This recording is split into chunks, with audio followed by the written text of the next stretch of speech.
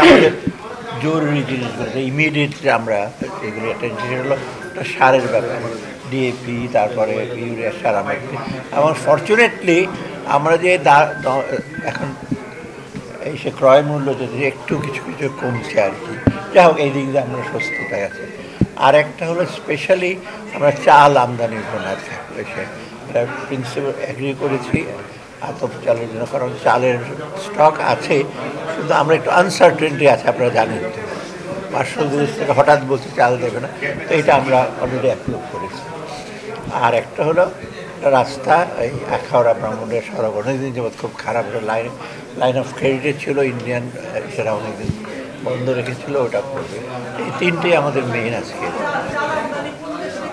না, চাল আমদানি এখন আইদার আতপ চালটা বেশিরভাগ আইদার মিয়ানমার, থাইল্যান্ড অথবা আরেকটা কি দেশ, ভিয়েতনাম, তিনটা। এটা ইন প্রিন্সিপাল আমরা বলছি আনতে পারবে। এখন এই যে আপনি টেন্ডার আর গতকাল বিপিএস একটা প্রতিবেদন দিয়েছে, ওইটা অ্যামাউন্ট এটা বেশ ভালো অ্যামাউন্ট, এটা আতপ চাল পরিমাণটা আমার জেনে নিতে পারবেন পরিমাণটা আছে। না, এখন তো ওইটার ওপেন টেন্ডার করবে, তারপর আসবে। এটা স্যার কালকে বিবিএস একটা, কারণ আতপ চালে কিন্তু আমাদের দেশের ডিমান্ড এখন, আমরা যেটুকু আতপ চাল দরকার, যেটা সিলেটের লোকজন কিন্তু আতপ চাল প্রেফার করে। কালকে বিবিএস একটা প্রতিবেদন দিয়েছে, সেখানে বলেছে যে দেশের 10টি পরিবারের মধ্যে 3টি পরিবারেই পুষ্টিহীনতা এবং খাদ্য নিরাপত্তাহীনতায় ভুগছে। তা এই ব্যাপারে আপনার বক্তব্য? না, এই ব্যাপারে আমাদের কিছুটা ম্যালনিউট্রিশন আছে, বিশেষ করে শিশু আর মায়েদের মধ্যে, আমরা আর বেশিরভাগ ম্যালনিউট্রিশন হবে সাধারণ বেঙ্গলে, আপনার যে মার্জিনাল ল্যান্ডে, পটুয়াখালী, বরগুনা এইসব জায়গায়।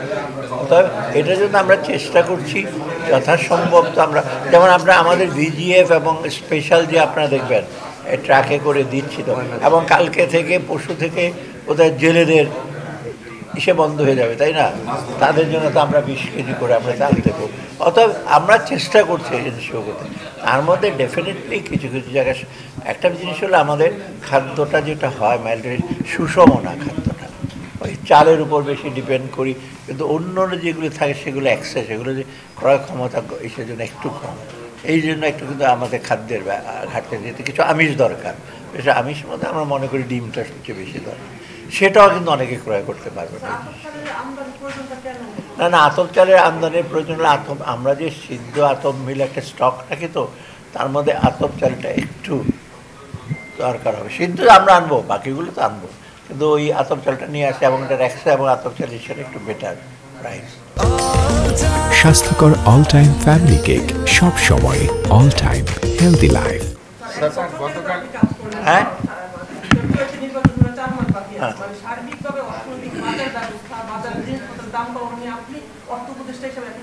না, বাজার ব্যবস্থা মোটামুটি চালের দাম তো একটু রিসেন্টলি কমেছে, কারণ চালের স্টকটা আছে।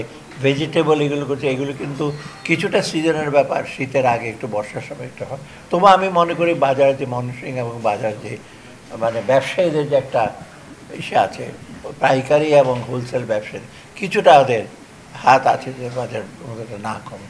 এটার ব্যাপারে আমরা সর্বতভাবে একেবারে সাফল্য অর্জন করতে পারি না।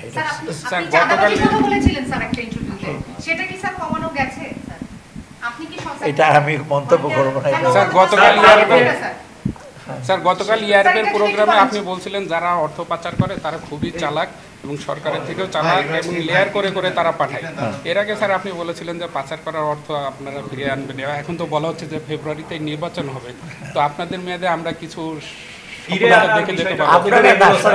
টাকাটা যখন পাচার করে তখন যারা পাচার করে তারা বুদ্ধি টুদ্ধি জানে সব কীভাবে করতে হয়, কারণ ফাইন্যান্সিয়াল সেরেই করে। কিন্তু এটা আনতে হলে একটু সময় প্রসেসটা, তবে কিছু তো অগ্রসর হয়েছে। আপনার কোথায় যেন আমি আর্টিকেল দেখলাম যে না একটু গতি হয়, আর অনেক লিগাল ফার্মের সাথে আলোচনা করা হচ্ছে, তারপর অনেক এজেন্সির সাথে আলোচনা অনেক দূর কিন্তু এগোচ্ছে। হয়তো ফেব্রুয়ারির মধ্যে কিছু হয়তো আসতে পারে, কিন্তু বাকিটুকু আমরা কিন্তু ওই ক্ষেত্রটা প্রস্তুত করি, কারণ এই ফর্মালিটিস কিন্তু কোনো সরকারই কিন্তু অ্যাভয়েড করতে পারবে। মনে করেন বললাম যে টাকা দিয়ে দাও সেন্ট্রাল ব্যাংকে, সুইস ব্যাংকে বলে দিলাম টাকা দিয়ে দাও, দেবে না তো, ওটা আপনার লিগাল ওয়েতে যেতে হবে, সেটা তো অলরেডি কিন্তু আমরা ইন এ প্লেস। আপনারা জানেন 11-12টা তো একদম হাই ইসেতে প্রায়োরিটিতে আমরা দেখছি। আর বাকিগুলো যে 200 কোটি টাকার বেশি যাদের তাদেরকেও কিন্তু ধরা হবে। স্যার ফেব্রুয়ারির ভিতরে স্যার কি পরিমাণ প্রত্যাশা করতেছেন? ফিরিয়ে আনবেন, 1 বছর পার হয়ে গেছে, নতুন কোনো সরকার যদি আসে তারা আপনাদের ধারাবাহিকতা রাখবে কিনা সেটা নিয়ে সন্দেহ আছে। রাখতে তারা বাধ্য, কারণ যে প্রসেসগুলো আমরা চালু করলে এটা ছাড়া তো টাকা ফেরত আনতে পারবে না। তো আপনি ওরা যদি বসে থাকে ফেরত আসবে না, আর যদি আনতে হয় এই প্রসেসগুলো মেনটেন করতে হবে। এটা তো ইন্টারন্যাশনাল প্র্যাকটিস, এটা ছাড়া কীভাবে আনবে? না, টাকার পরিমাণটা আমি সেটা বাংলাদেশ ব্যাংকের গভর্নর কি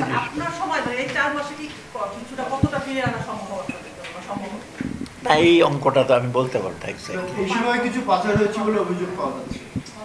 আচ্ছা, কিছুদিন পরে দেখি বাংলাদেশ ব্যাংকে এটা একটা কম্প্রিহেনসিভ ইসে দেবে, একটা রিভিউ আমরা করছি যে কী কতটুকু আনা যায় কত। অলরেডি কিন্তু আপনারা জানেন অ্যাসেট ফ্রিজ করা হয়েছে বাইরে কতগুলো দেশকে, কোথাও ওদের টাকা আছে, কোথাও অ্যাকাউন্ট আছে, কোন কোন দেশে ওদের পাসপোর্ট আছে সেটাও কিন্তু তথ্য আছে। এখন বাকিটুকু কাজ করতে একটু সময় লাগে। আপনার কোনো উপদেশটাকে বেশি বরাদ্দ দিচ্ছেন, যেমন আসিফ মাহমুদের এলাকায় 24 কোটি টাকা? না, এই প্রজেক্টগুলো কিন্তু বহু আগের করা, এটা 14 মাসে হয়েছে নাকি প্রজেক্টগুলো। স্যার ইন্ডিয়া তো নন বাসমতি চাউল